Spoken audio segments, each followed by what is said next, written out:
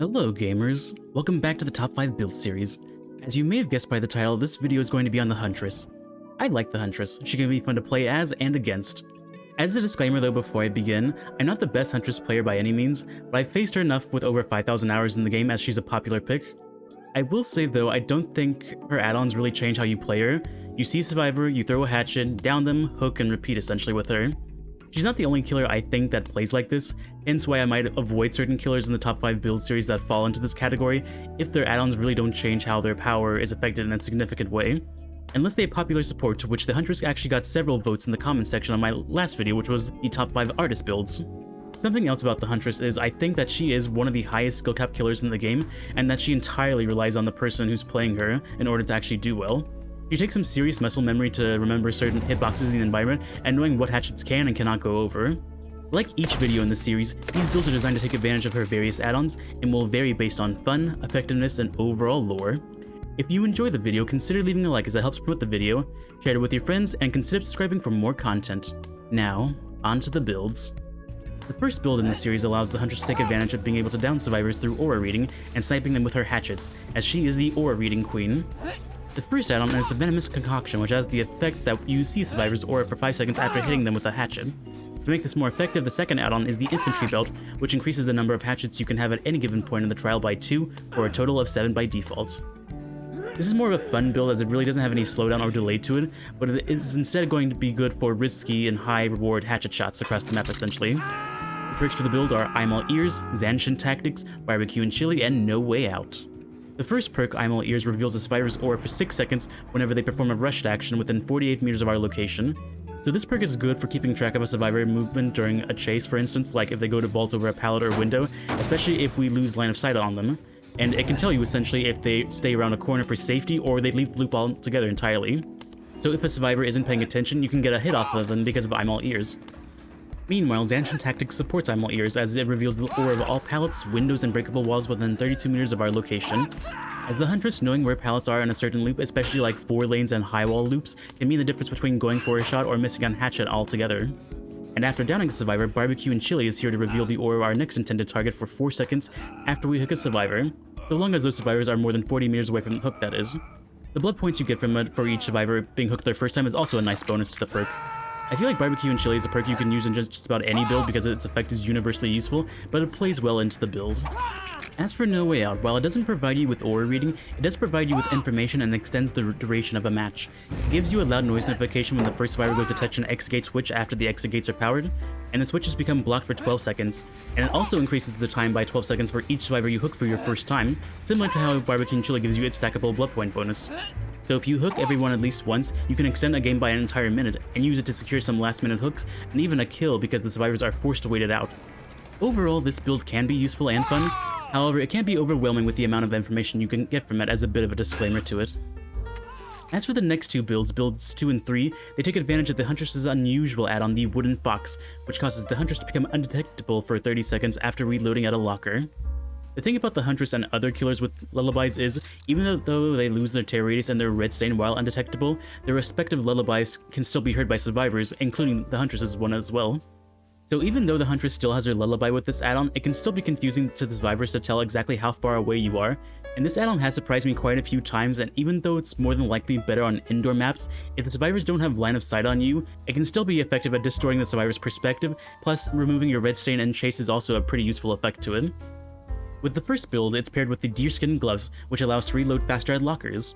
By doing this, it reduces the reloading animation time and increases the amount of time we save being undetectable because the effect of the Wooden Fox is triggered at the start of the reload animation rather than afterwards. The first 2 perks focus on information, which are Discordance and Gearhead. Discordance highlights a generator in yellow every 4 seconds when 2 or more survivors are working on the same generator. This effect can be very beneficial at the start of the trial, for instance, because survivors tend to spawn together and in most situations are near a generator. It's also good for keeping track of survivors during the middle of the game if you're struggling to find survivors or need to stop generator progress altogether in general. And as for Gearhead, it activates each time a survivor loses a health state, including when they're hit with a hatchet. The next time a survivor hits a good skill check while repairing a generator, their aura is revealed to you for up to 10 seconds, which again is good for keeping track of survivors during the middle of the trial, especially with how easily the Huntress can deal damage out with her hatchets. With the information you get from these 2 perks, knowing where the survivors are, you can reload at a nearby locker and make your way over to them. And since they won't be able to hear your tear radius because of the wooden box, you could probably catch them off guard because they'll think you're much more further away than you actually are. As for the next perk in the build, it is Hex Plaything, which also takes away your tear radius, but from the survivor's perspective, because when they're hooked for their first time, a dual totem becomes a Hex Totem that only they can cleanse for the first 90 seconds. And until they cleanse that Hex Totem, they are cursed and suffer from the Oblivious status effect, which means they also can't hear our tear radius, adding an additional stealth component to the build. And as for the last perk of the build, it's actually Hex Pentimento, which pairs really well with Hex Plaything, because Hex Plaything makes survivors want to break totems, and Hex Pentimento relies on survivors breaking totems. So with Hex Pentimento, you can rekindle a destroy totem, and each rekindled totem gives the survivors an additional different penalty based on how many rekindled totems you have. The most important effect for the Huntress in this particular build is when there's only one stack of Pentimento, and that causes survivors to repair generators 30% slower than they would normally. So this is a great way to passively slow down the game because as the Huntress, we're a slower movement speed killer, so we really can't waste a lot of time going around the map trying to kick generators and just, yeah, playing pressure. And so therefore we're relying on the information and the stealth components for this particular build. The second Fox build uses the Iridescent Hit add-on, which has the effect that you can instantly down healthy survivors with your hatchets, but at the cost of only having a single hatchet in your inventory at any given point in the game. Depending on the map and survivor spawn locations, you may be able to get a very early down with the perk Lethal Pursuer, which is the first perk of the build. This perk has the effect that at the start of the trial you see every survivor's aura for up to 9 seconds. This perk can also be really strong by saving you time trying to find survivors if you're unable to land a hatchet shot within the first 9 seconds of the start of the trial. But if all else fails, you'll know which generators they're working on at the start of the trial. And because you only have one hatchet at any given point, depending on how aggressive you want to be with your hatchet throws, you're going to be reloading a lot at lockers. So to help you out with this, the next perk is actually Iron Maiden. This perk causes survivors who leave lockers to become exposed for 30 seconds after leaving a locker and reveals their location to us.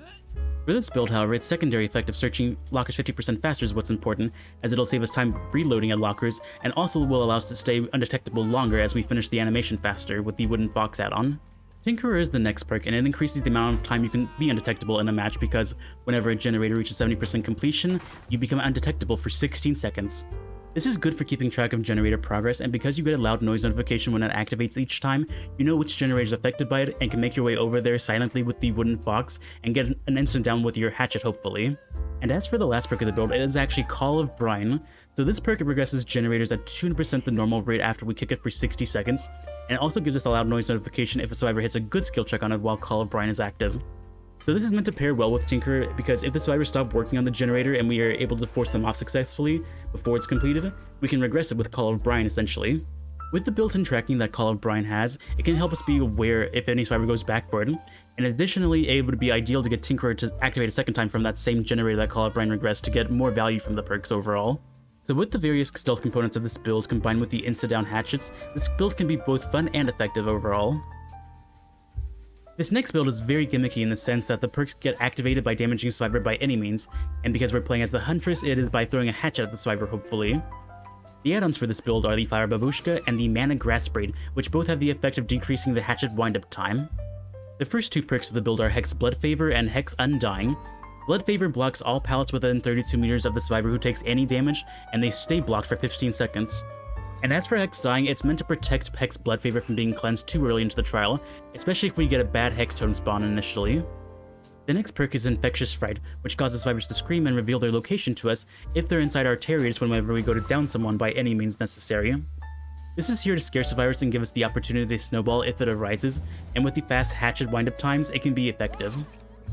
The last perk of the build is the Surprise Factor, and that is Remember Me.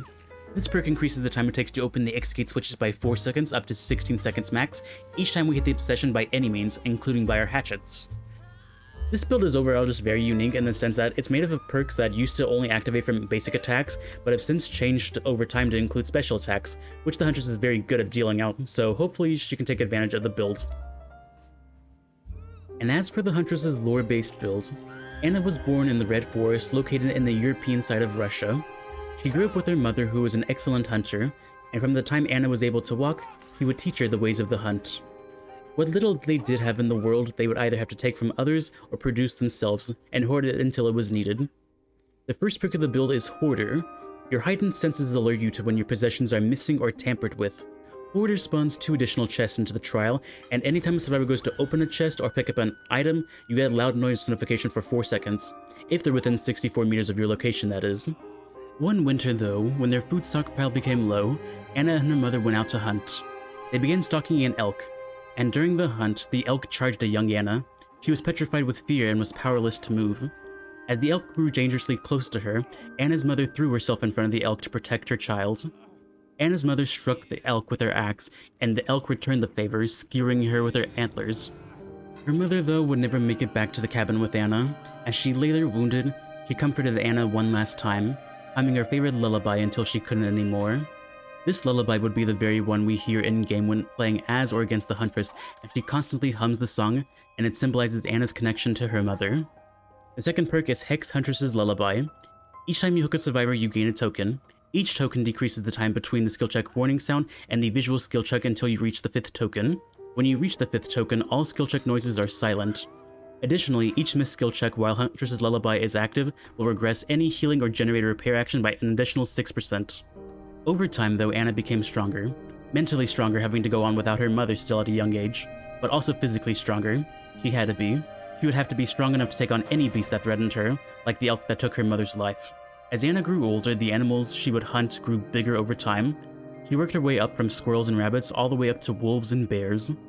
The hunt gave Anna excitement as she now excelled in it, unafraid from her past, and looking for more daring beasts to hunt. The next creature she hunted for the thrill of it was for humans. Any daring soul who wandered into her home, the Red Forest, would find themselves at Anna's mercy, or rather lack of mercy, as she would kill and loot all travelers who wandered through her territory, except the little girls that were a part of the journey. She would bring the little girls back to her cabin and keep them locked up for their protection, providing them with toys and books to read. The girls who were unlucky to have that happen will actually never be seen from again. The next perk in the build is Hex Thrill of the Hunt, which has the effect that for each remaining totem in the trial you gain a token. Each token decreases the survivor's cleansing and blessing speeds by 10% per token, and you also gain a 10% increase for hunting category related events per token as well. When World War I rolled around, German soldiers invading the then Russian Empire wandered too close to the Red Forest for Anna's liking. Groups of them would mysteriously disappear, and many more of them would be found later dead with wounds caused by an axe. They should have stayed away from Anna's territory altogether. The last perk of the build is Territorial Imperative. Your heightened senses alert you when trespassers enter your domain from afar. While further than 32 meters away from the basement, any survivor who enters the basement has their aura revealed to you for 3 seconds. As the first projectile killer added to Dead by Daylight, the Huntress is probably the best killer that embodies both simplicity and complexity at the same time. Her power is simple enough for anyone to grasp, but the nuances to master her are plentiful, especially when it comes to each and every map and learning how each loop has various hitboxes that she can hit over and not hit over. Each new map adds to the skill ceiling of a Huntress player. The Huntress can be one of the most rewarding killers to play as, and against survivors, she is one of the killers that can easily turn games around better than most other killers can. Down below in the comments section, tell me something you like or dislike about the Huntress, and also tell me your perk build that you like to use on her, as I'm quite curious because it changes up her various playstyle. And with that being said, we've come to the end of the video now. I am E+3, and I will see you next time. Goodbye for now.